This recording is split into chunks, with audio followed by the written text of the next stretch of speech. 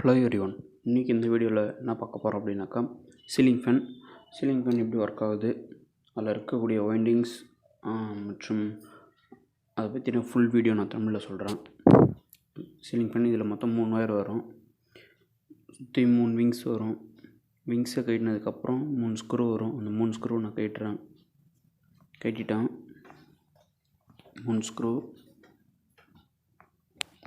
கட்டினதுக்கப்புறம் கீழ் bottom open பண்ணோம். கொஞ்சம் ஹார்டாக தான் இருக்கும். நான் ஆல்ரெடி ஓப்பன் பண்ணிட்டேன், அதனால் எனக்கு ஈஸியாக இருக்கும் ஓப்பன் பண்ணுறது. வச்சு ஓப்பன் பண்ணிங்கனாக்கா அடி பாட்டம் மட்டும் வரும்.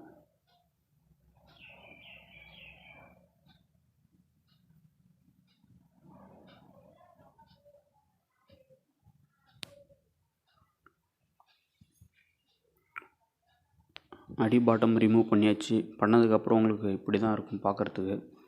நடுவில் இருக்கக்கூடிய இது பேர் ஆக்சில் சொல்லுவாங்க, அதாவது ஷாஃப்ட்டு. இது பேர் தான் ஷாஃப்ட் சொல்லுவாங்க.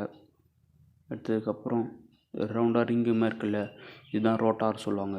அதாவது இந்த மேக்னெட்டிக் ஃபீல்டில் பிடிச்சி சுற்றக்கூடிய ரோட்டார் தான் இது.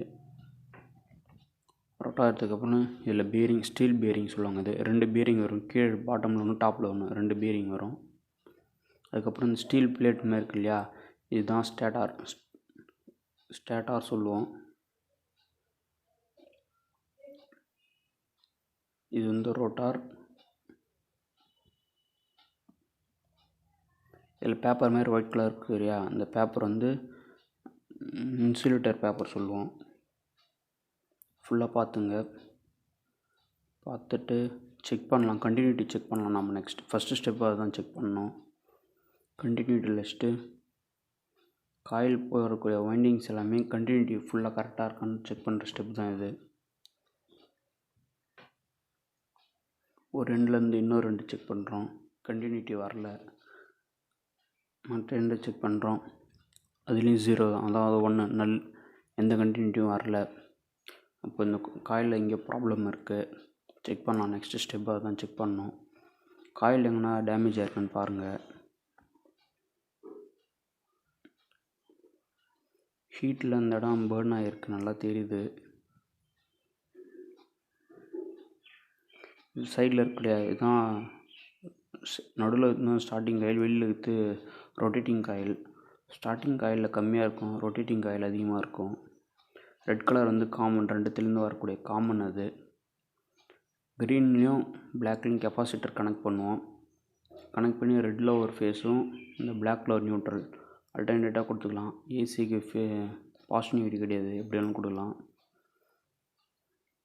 பிளாக்கும் க்ரீன்லேயும் தான் கெப்பாசிட்டர் கனெக்ட் பண்ணுவோம் எப்பயுமே. நான் ரிமூவ் பண்ணுறேன், கொஞ்சம் பேர்ன் ஆன மாதிரி இருக்குது அந்த இடம்லாம். ரிமூவ் பண்ணுறேன், கொஞ்சம் ஃபாஸ்ட்டாக ப்ளே பண்ணுறேன்.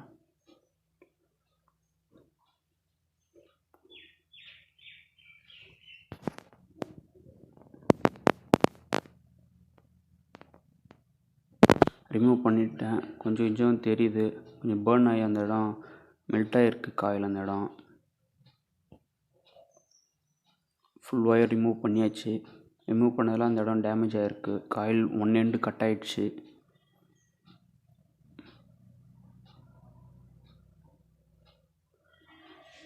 இந்த ஒரு 2 மட்டும் கட் ஆகிருக்கு.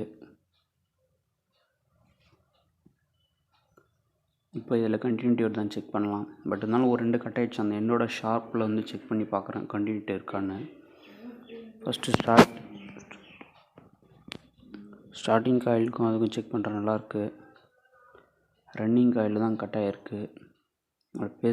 இருந்தாலும் அந்த இடம் நான் ஃபிக்ஸ் பண்ணுறேன். கண்டினியூட்டி இருக்குது, காயில் நல்லா தான் இருக்குது, வேறு நடுவில் எங்கேயும் டேமேஜ் இல்லை. ஸ்டார்டிங் காயிலோட ரன்னிங் காயிலில் வேல்யூ அதிகமாக காட்டுது. இது வந்து எதுவும் பண்ண முடியாது.